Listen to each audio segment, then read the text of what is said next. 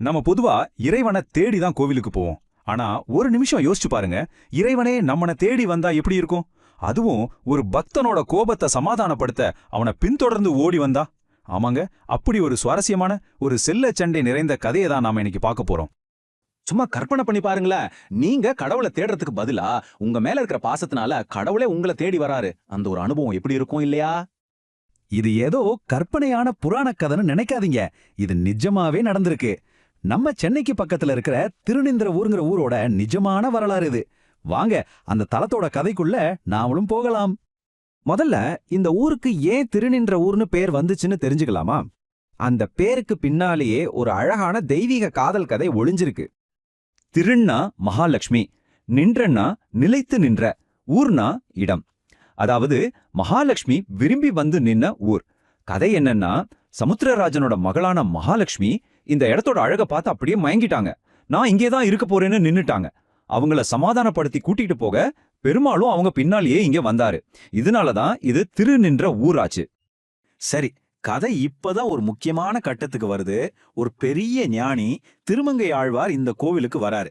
அங்க நடந்த ஒரு சின்ன தப்பா புரிஞ்சுகிட்ட விஷயம்தான் இந்த கோவிலோட வரலாற்றையே மாத்தி அமைச்சது. திருமங்கை ஆழ்வார் கோவிலுக்குள்ள வராரு. ஆனா அங்க மூலவர் பக்தவத்சல பெருமாள் தன்னோட மனைவி, அதாவது தாயார்கிட்ட பேசிட்டு இருந்ததால ஆழ்வார் வந்ததை கவனிக்கல. அவ்வளவுதான். ஆழ்வாருக்கு மனசு ரொம்ப கஷ்டமாயிடுச்சு.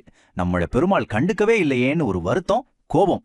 அந்த கோபத்துல பெருமாளை பத்தி ஒரு பாசுரம் கூட பாடாம கோவிச்சுக்கிட்டு நேரா மாமல்லபுரத்துக்கு கிளம்பிட்டார். இப்ப பாருங்க, கதையோட ரொம்ப ரொம்ப அழகான பகுதி ஆரம்பிக்குது. பெருமாள் நினைச்சிருந்தா தன் சக்தியை காட்டியிருக்கலாம். ஆனா அவர் அப்படி பண்ணல.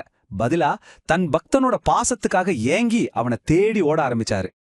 தன்னோட தப்பா உணர்ந்த பெருமாள் உடனே மாமல்லபுரத்துக்கு போறாரு. ஆழ்வார்கிட்ட போய் எனக்காக ஒரே ஒரு பாட்டு பாடுன்னு கெஞ்சுறாரு. ஆனா ஆழ்வாரோட கோபம் தனியல. ஒரே ஒரு வரியை மட்டும் பாடிட்டு முகத்தை திருப்பிக்கிறாரு. பெருமாள் அதோட விடல. அடம்பிடிச்சு திருக்கண்ணபுரம் வரைக்கும் ஆழ்வாரை பின்தொடர்ந்து போறாரு. அப்பப்பா, தன்னோட பக்தன் மேல இவ்வளவு பாசமா ஒரு கடவுள்னு பார்த்ததும் ஆழ்வாரோட கோபம் எல்லாம் பனி மாதிரி உருகி போயிடுச்சு. மனசு நெகிழ்ந்து போய் முழு பாசுரத்தையும் பாடி பெருமாளுக்கு சமர்ப்பிச்சாரு. பாத்தீங்களா, தன் பக்தனுக்காக இப்படி பாசமா துரத்தி துரத்தி போனதாலதான் இங்க இருக்கிற பெருமாளுக்கு பக்த வத்சலன்னே பேர் வந்துச்சு. இது வெறும் பேர் இல்ல, அவரோட குணத்தோட அடையாளம். பக்தவத்சலன் அப்படின்னா என்ன தெரியுமா? தன் பக்தர்கள் மேல அளவே இல்லாத பாசத்தையும் வாஞ்சையையும் வச்சிருக்கிறவன்னு அர்த்தம். கோவிச்சுக்கிட்டு போன தன் பக்தனை சமாதானப்படுத்தி அவனோட அன்பை திரும்ப பெற்றதுனாலதான் அவருக்கு இந்த பேர் எவ்வளவு பொருத்தம் பாருங்க. இந்த பக்தவத்சல பெருமாளோட கருணை ஆழ்வாரோட மட்டும் நிக்கல, செல்வத்துக்கே அதிபதியான குபேரனுக்கும் கூட இவரோட அருள் தேவைப்பட்டிருக்கு. ஒரு சாபத்தால செல்வத்துக்கே கடவுளான குபேரன் தன் சொத்து எல்லாத்தையும் இழந்து ரொம்ப ஏழையாயிட்டாரு.